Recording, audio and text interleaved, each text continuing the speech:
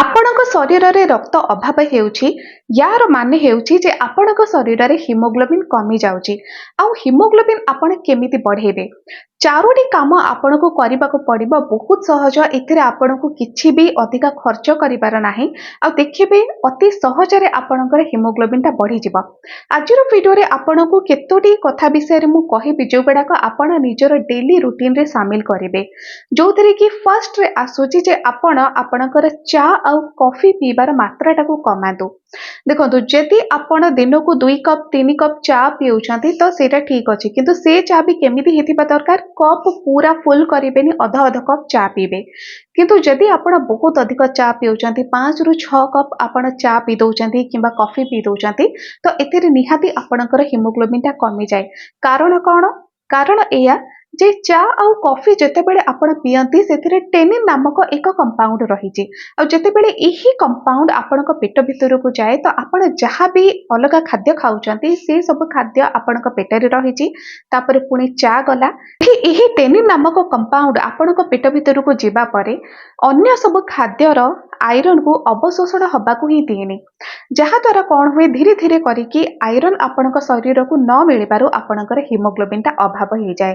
ଆଉ ସେଟା କେତେବେଳେ ହେବ? ଯେଉଁ ଆଇରନ୍ ଆପଣଙ୍କୁ ଶାଗ ପତ୍ର କିମ୍ବା ସବୁଜ ପନିପରିବା ଏସବୁଥିରୁ ମିଳିପାରିଥାନ୍ତା, କିନ୍ତୁ ସେହି ଆଇରନ୍କୁ କେବେ ବି ଚା କିମ୍ବା କଫି ଏସବୁ ଅବଶୋଷଣ ହେବାକୁ ଦେବନି।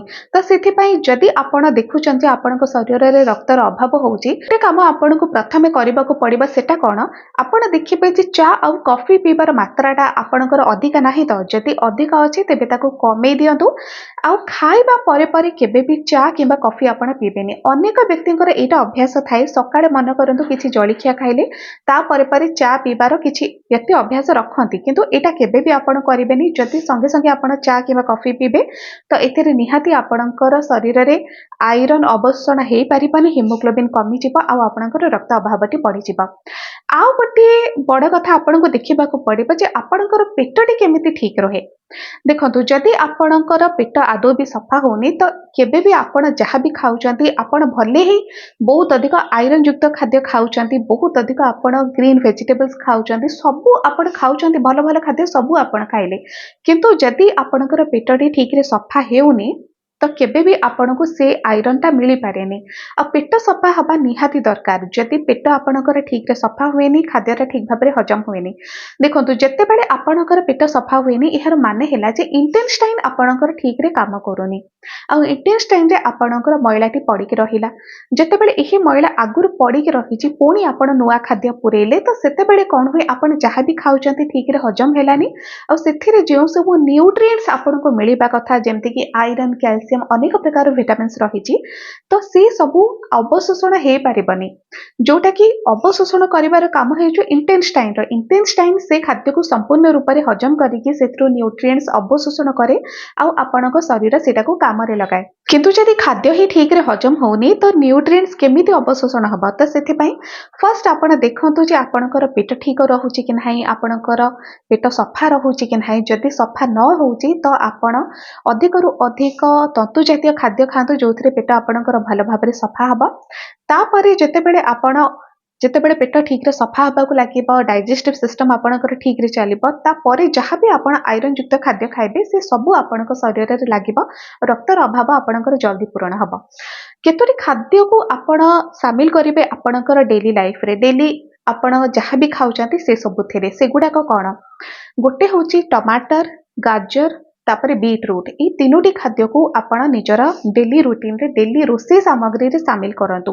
ଏସବୁ କାହିଁକି କହିଲି? କାରଣ ଟମାଟର, ଗାଜର ଆଉ ବିଟ୍ରୁଟ୍ ଏଇଗୁଡ଼ାକ ହେଉଛି ନର୍ମାଲ ପରିବା, ଯେଉଁଟାକି ଆମକୁ ଆଭେଲେବଲ୍ ପୁରା ସିଜନ୍, ପୁରା ବର୍ଷ ସାରା ଆପଣଙ୍କୁ ମିଳିଯିବ। ଏସବୁ ବର୍ଷ ସାରା ଯେତେବେଳେ ଆପଣ ଏହାକୁ ପ୍ରତି ମିଲ୍ରେ ମିଶାନ୍ତି ତ ଏଥିରେ କ'ଣ ହୁଏ, ଆପଣଙ୍କୁ ଠିକ୍ ଭାବରେ ଆଇରନ୍ ବି ମିଳିବ, ଆପଣଙ୍କୁ ଅନ୍ୟାନ୍ୟ ବେନିଫିଟ୍ସ ବି ମିଳିବ। ଆଉ ଗାଜର, ବିଟ୍ରୁଟ୍ ତ ସୁପର ଫୁଡ୍ ଆପଣ କହିପାରିବେ ଆଇରନ୍ ପାଇଁ। ଯେଉଁମାନଙ୍କର ରକ୍ତର ଅଭାବ ରହୁଛି, ଗାଜର ଆଉ ବିଟ୍ରୁଟ୍ର ଆପଣ ଜୁସ୍ ବି ପିଇପାରିବେ, ଆପଣ ସାଲାଡ଼ରେ ବି ଖାଇପାରିବେ, ପ୍ଲସ୍ ଆପଣ ନିଜର ଅନ୍ୟାନ୍ୟ ଖାଦ୍ୟ ସାମଗ୍ରୀରେ ବି ମିକ୍ସ କରନ୍ତୁ, ଯାହାଦ୍ୱାରା ଆପଣଙ୍କୁ ଲାଗିବନି ଯେ ଆପଣ କିଛି ଅଲଗା କରୁଛନ୍ତି ହିମୋଗ୍ଲୋବିନ୍ ପାଇଁ। କିନ୍ତୁ ଯେତେବେଳେ ଡେଲି ଲାଇଫ୍ରେ ଏଇଟା ଆପଣ ଅଳ୍ପ ଅଳ୍ପ କରିକି ଖାଇବେ, ଦେଖିବେ ରକ୍ତର ଅଭାବ ଆପଣଙ୍କର ଜଲ୍ଦି ପୂରଣ ହୁଏ। ଆଉ କେତୋଟି ଖାଦ୍ୟ ମିଶାଇବେ। ଦେଖନ୍ତୁ, ଦିନକୁ ଯେମିତି ହେଲେ ଗୋଟିଏ ଖଟା ଫଳ ଆପଣ ଖାଇବେ। ଯେତେ ସବୁ ନେଚର ଆମକୁ ଖଟା ଫଳ ଦେଇଛି ସବୁଥିରେ ଭିଟାମିନ୍ ସି ଭରପୁର ରହିଛି। ସେମିତି ତ ଟମାଟରରେ ବି ଭିଟାମିନ୍ ସି ରହିଛି, କିନ୍ତୁ ଟମାଟର ଆମେ କ'ଣ କରୁ, ଯେତେବେଳେ ରୋଷେଇ ସାମଗ୍ରୀରେ ଆମେ ତାକୁ ପକଉ, ସାଲାଡରେ ଆମେ କମ୍ ଟମାଟର ପକଉ, କିନ୍ତୁ ଆମେ ରୋଷେଇରେ ତାକୁ ଅଧିକ ବ୍ୟବହାର କରିଥାଉ। ତ ଟମାଟରଟା ଯେତେବେଳେ ସିଝିବ ଭିଟାମିନ୍ ସିଟା ନଷ୍ଟ ହେଇଯାଏ। ଭିଟାମିନ୍ ସି ସେତେବେଳେ ଆପଣଙ୍କ ଶରୀରରେ କାମ କରିବ ଯଦି ତାକୁ ଆପଣ କଞ୍ଚା ଖାଆନ୍ତି। ତ ସେଥିପାଇଁ ଯେତେ ସବୁ ନେଚର ଆମକୁ ଖଟା ଫଳ ଦେଇଛି, ସେ ଖଟା ଫଳରୁ ଯେମିତି ହେଲେ ଗୋଟିଏ ଆପଣ କଞ୍ଚା ଖାଇବାକୁ ଚେଷ୍ଟା କରନ୍ତୁ। ଲେମ୍ବୁ ପାଣି ଆପଣ ଡେଲି ପିଇପାରିବେ ଗୋଟେ ଗ୍ଲାସ୍। କମଳା ବର୍ଷ ସାରା ମିଳୁଛି ତ ଗୋଟିଏ କମଳା ଆପଣ ଖାଆନ୍ତୁ। ଅଁଳା ଅଁଳା ଯେଉଁ ସିଜନରେ ମିଳୁଛି ଆପଣ ଅଁଳା ବି ଖାଇପାରିବେ। କରମଙ୍ଗା ଯୋଉଟାକି ଅତି ଶସ୍ତା ଫଳ, ତ ତାକୁ ବି ଆପଣ ଖାଇପାରିବେ। ଏମିତି କେତୋଟି ଫଳ ରହିଛି ଯୋଉଟାକି ଆପଣଙ୍କୁ ଶସ୍ତାରେ ମିଳିଯିବ, ଆପଣଙ୍କୁ ବର୍ଷ ସାରା ବି ମିଳିବ। ଆଉ ଏ ସବୁ ଭିଟାମିନ୍ ସି ଯୁକ୍ତ ଖାଦ୍ୟ ଯାହାଦ୍ୱାରା ଆପଣ ଯାହା ବି ଅଲଗା ଆଇରନ୍ ଯୁକ୍ତ ଖାଦ୍ୟ ଖାଉଛନ୍ତି ସେ ସବୁଥିରୁ ଆଇରନ୍‌କୁ ଅବଶୋଷଣ କରିବାରେ ସାହାଯ୍ୟ କରିବ। ଦେଖନ୍ତୁ, ଯେତେବେଳେ ଆପଣଙ୍କ ଶରୀରରେ ରକ୍ତର ଅଭାବ ହୁଏ, ତ ଆପଣ ଆଇରନ୍ ଯୁକ୍ତ ଖାଦ୍ୟ ତ ଖାଇବେ, କିନ୍ତୁ ତା ସହିତ ଆଉ କେତୋଟି ଖାଦ୍ୟ ବି ଆପଣଙ୍କୁ ଖାଇବାକୁ ପଡ଼ିବ ଯାହାଦ୍ୱାରା ଆଇରନ୍‌ଟା ଠିକ୍ ଭାବରେ ଅବଶୋଷଣ ହେବ। ଯେମିତି ଆପଣ କହିଲି ଭିଟାମିନ୍ ସି। ତ ଭିଟାମିନ୍ ସି ଯୁକ୍ତ ଖାଦ୍ୟ ଆପଣ ନିହାତି ଖାଆନ୍ତୁ। ଚା କଫିକୁ ଟିକେ ଆପଣ କମାନ୍ତୁ। ଚେଷ୍ଟା କରିବେ ଖାଦ୍ୟ ଖାଇବା ପରେ କେମିତି ଚା କଫି ଆପଣ ନ ପିଇବେ। ଯଦି ବି ଆପଣଙ୍କର ପିଇବାକୁ ଇଚ୍ଛା, ତ ଗୋଟେ ଫିକ୍ସ ଟାଇମ୍ ରଖନ୍ତୁ। ଖାଇବାର 2 ଘଣ୍ଟା ପରେ ଆପଣ ଚା କଫି ପିଇବେ, ଆଉ ତା ପରେ ଆପଣ କିଛି ଖାଇବେନି।